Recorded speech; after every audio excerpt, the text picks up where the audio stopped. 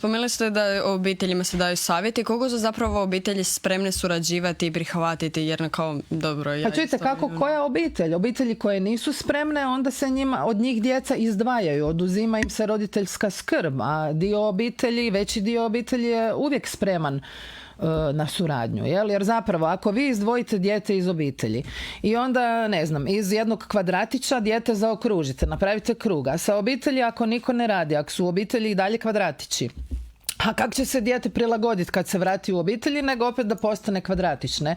Zato treba sve zaokružiti, tako da mogu oni skladno zapravo usklađivati se, trebaju se uskladiti. Mi se svi kroz život zapravo usklađujemo, jel? I kad smo u konfliktima, zapravo to je neki način usklađivanja u biti. Neko se uskladi bolje, neko manje uspješno, jel? Ali to je poanta i takvih ustanova. A u principu, kada se dijete izdvoji iz obitelji, imaju li roditelji pravo posjećivati ustanovu? I kontakt čak.